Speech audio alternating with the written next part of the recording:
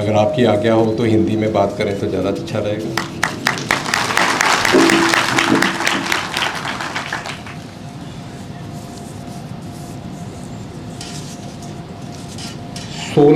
September 1990, I was sitting like this to receive my enrollment certificate, and I didn't knew what to do because no one in my family was a lawyer. Virtually nobody. I was the first lawyer in my family and didn't knew what to do after getting the certificate.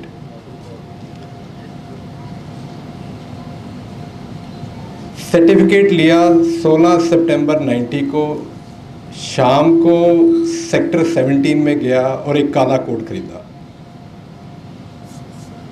काला coat खरीद के अगले दिन high court में गया, लोगों से पूछा। मैं सिर्फ इतना फॉर्चुनेट था कि मेरे मामा जी हाई कोर्ट में ऑफिशियल साइड में काम करते थे, तो उन्होंने मुझे एक लॉयर से मिलाया कि ये शाम को आपके पास आना शुरू करेगा। उस समय यही नहीं पता था कि ट्रांजिशन पीरियड क्या होता है। अपने आप को स्टूडेंट समझते थे, लॉयर का टैग लग गया था, बट ये नहीं पता था कि भी करना क्या आज के बाद। मेरी किस्मत अच्छी थी कि जिनके साथ मैं काम करना शुरू किया उनके पास काफ़ी काम था और काम करने में रुचि आने लगी कि नई चीज़ है ज़िंदगी में तो करके देखो।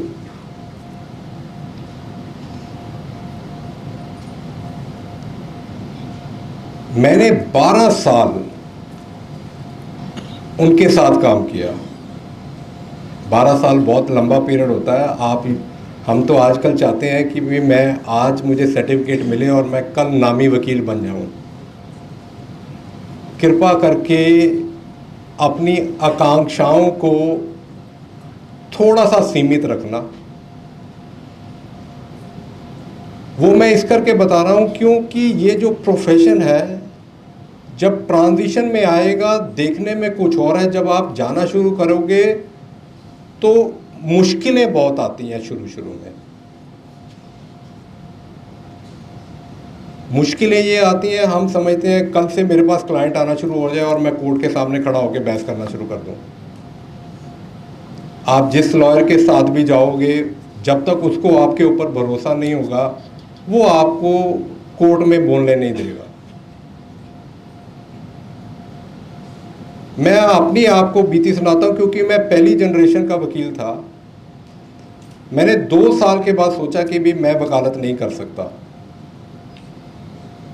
मैंने अब जो जिनके साथ काम करता था उनको बोला कि भी मेरे लिफाफे छपवा दो, तो उसने 100 लिफाफे छपवा दिए और मैं उसको गुस्सा हो गया। 100 तो मेरी सारी ज़िंदगी में केस नहीं आएंगे, तो उन्हें मेरे पैसे बर्बाद कर दिए।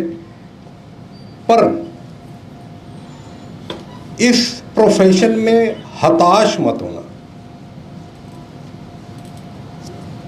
ये आपको पे जरूर करेगा अगर आप सिंसियर होगे तो। बट मैं उस समय इतना अक्लमंद नहीं था, मैंने वकालत छोड़ दी। वकालत छोड़ के सोचा फौज में चला जाऊं। फौज में सिलेक्ट भी हो गया, पर मेरी मदर ने मुझे नहीं जाने दिया कि एक अकेला लड़का है, कल फौज में जाएगा तो वापस नहीं आएगा। तो फिर मैं वापस दोबारा वकालत में आ गया। मैंने 3 साल फिर काटे, फिर हताश हो गया कि भी मैं वकालत नहीं कर सकता। मेरे पास तो कभी कोई क्लाइंट ही नहीं आएगा, मेरे को तो कोई जानता ही नहीं है। मैंने वकालत छोड़ के मैं बाहरले देश चला गया। मैंने वहां 6 महीने नौकरी की और अल्टीमेटली मुझे यही लगा कि एक बार फिर जाके अपनी किस्मत आजमानी चाहिए। और मैं 6 महीने के बाद 1995 में फिर वापस आ गया और आज मैं आपके सामने खड़ा हूं।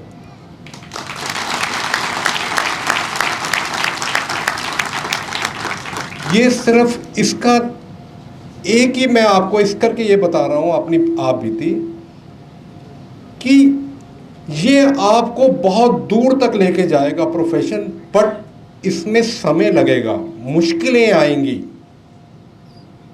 उन मुश्किलों को सहने की क्षमता रखना।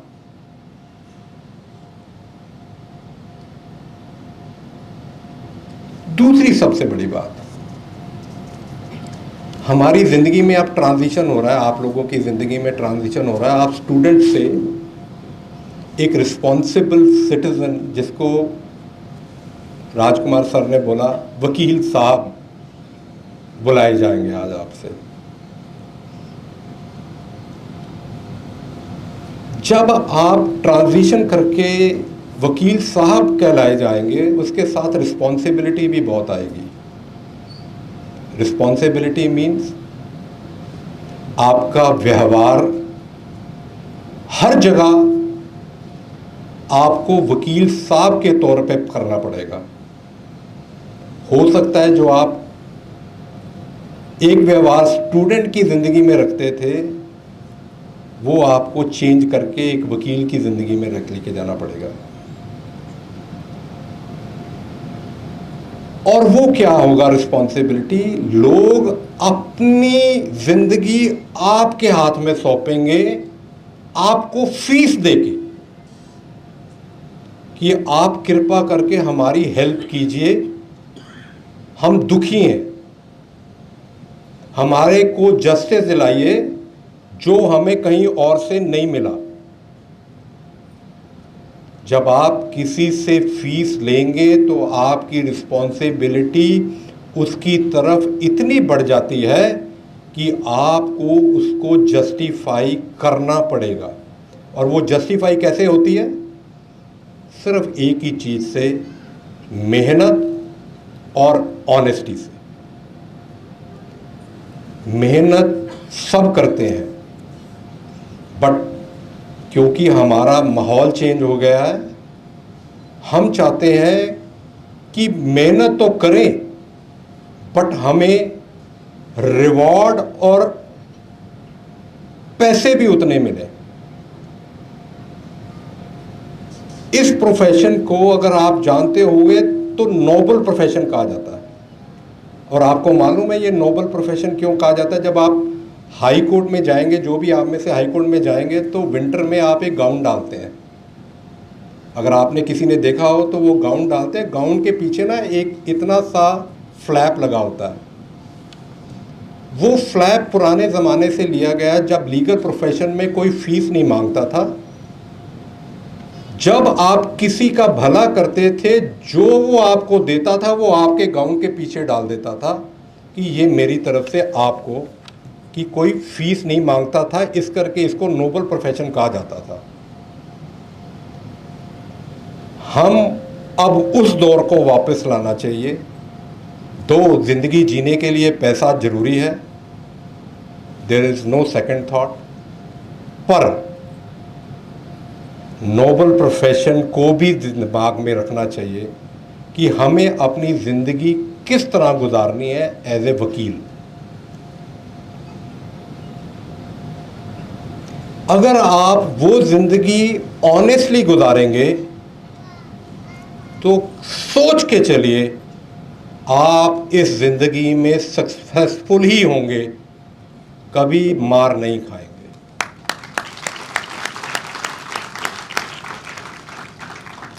अब मैं आपको एक ऑनेस्टी की मीन्स जो हमें सिखाया गया है, मैं वो आपको बता रहा हूँ ताकि आप लोग भी हो सके तो दिमाग में रखना। आपके पास हर तरह के क्लाइंट आएंगे।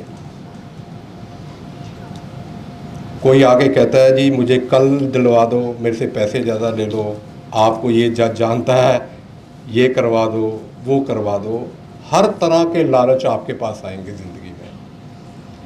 पर जिस दिन आपका पैर फिसला, वो फिसलन आपको कभी ऊपर नहीं लेके जाने देगी, चाहे आप जितना मर्जी संभल जाएं उसके बाद। आपने देखना है कि मेरा पैर कहीं इस जिंदगी में, प्रोफेशन में फिसलना नहीं चाहिए।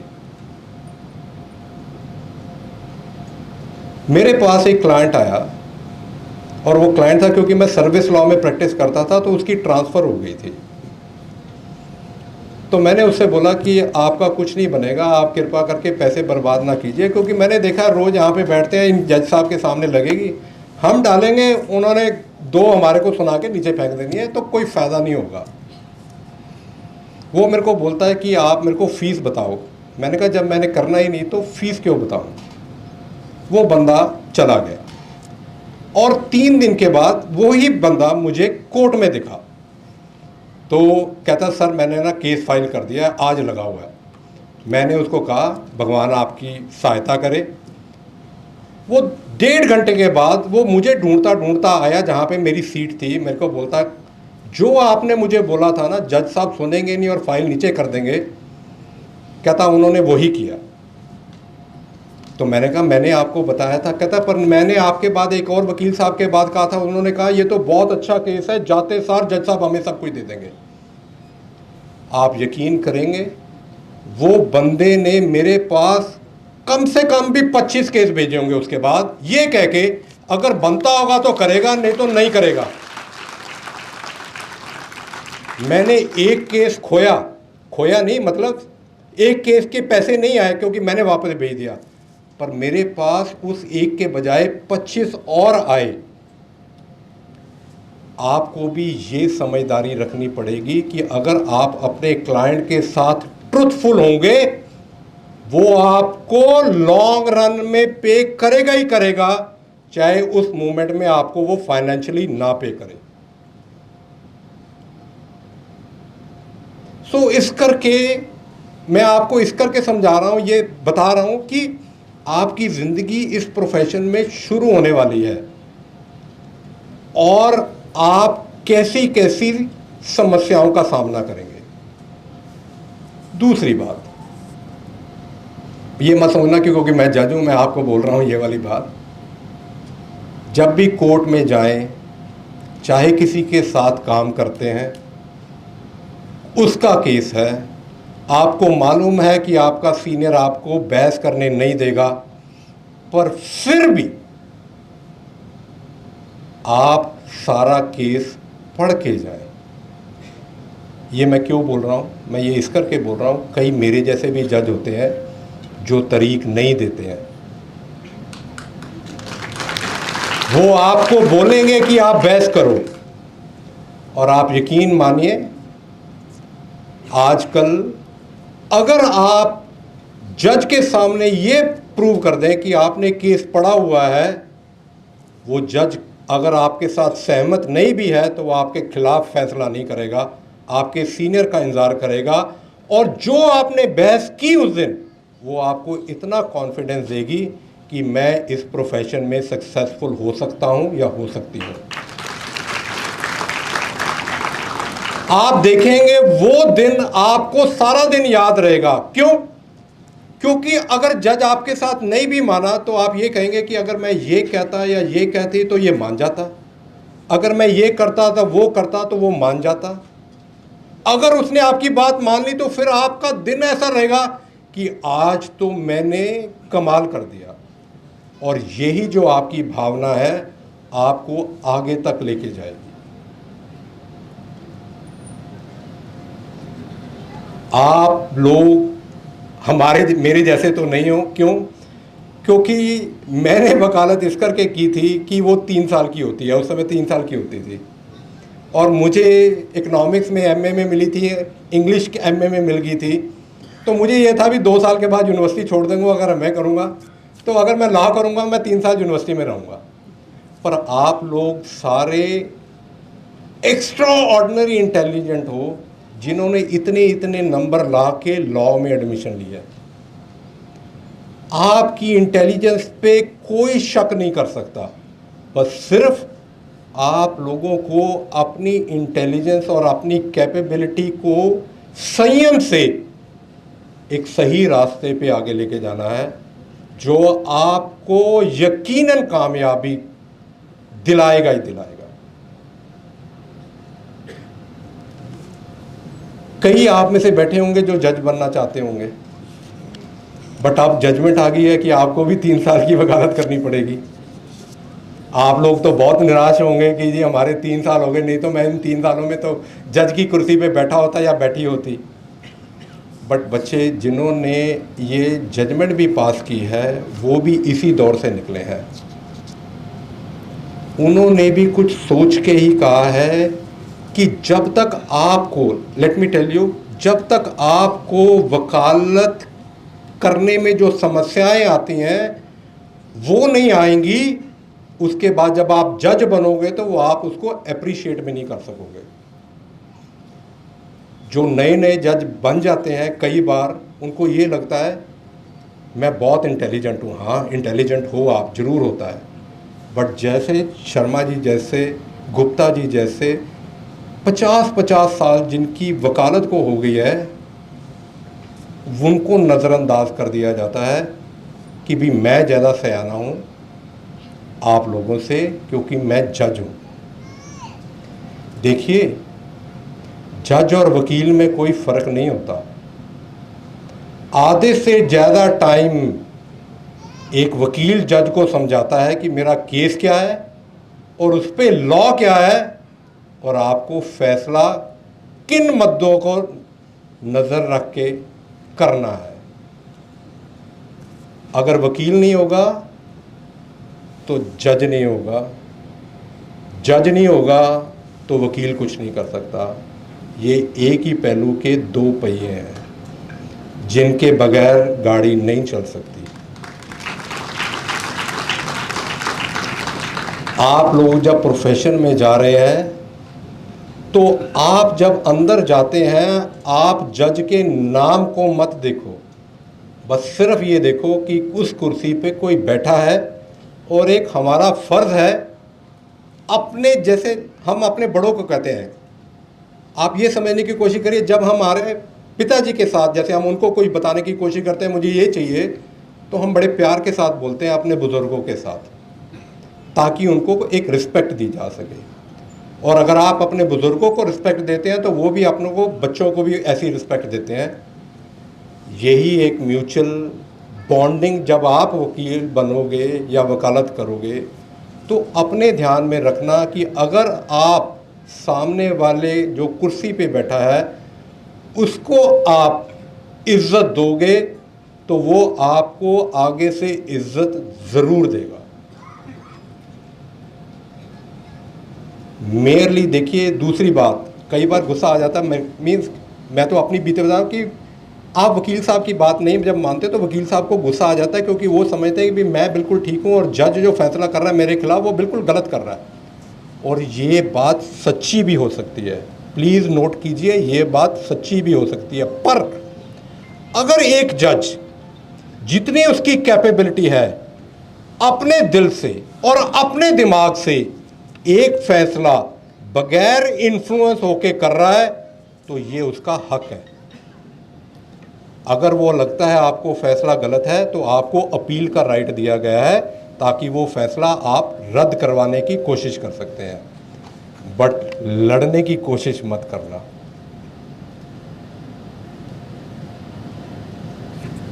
अपने आप को संयम में रखना भी एक बहुत बड़ी कला है एक वकील के लिए, और ये कला आपको हर केस में दिखानी पड़ेगी।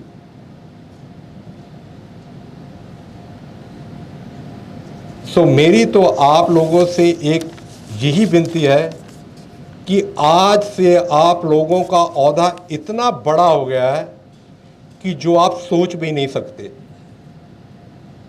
और उस ओहदे का ध्यान रखते हुए विनती है आप लोगों से कि अपना कैरियर एक अच्छे इंसान और अच्छे वकील की तरह निभाना, जो आपको कल जब आपके मीन्स बच्चे या पोते वगैरह हो जाए तो उनको कहें कि जी इनके जो बुज़ुर्ग थे उन्होंने ये एक रीत चलाई है जिसके कारण आज हम सुख पा रहे हैं। आप लोगों को, आपके परिवार को, सबको बहुत बहुत बधाई हो। भगवान हमेशा आप लोगों के अंग संग रहे, आपकी सहायता करे, ताकि आप जो भी ऊंचाइयां पाना चाहते हैं वो जरूर पा सकें। Thank you very much. देखिए, मैं आई बोलूँगा, आपने अपना नाम लेना है, ठीक है? आई, अपना नाम लीजिए। Do swear in the name of the God that I will bear true faith and allegiance to the legal profession and will uphold its dignity and integrity. I will faithfully and conscientiously discharge my duties as a lawyer and will not do anything which may lower the image and dignity of lawyer's profession. May God bless you all.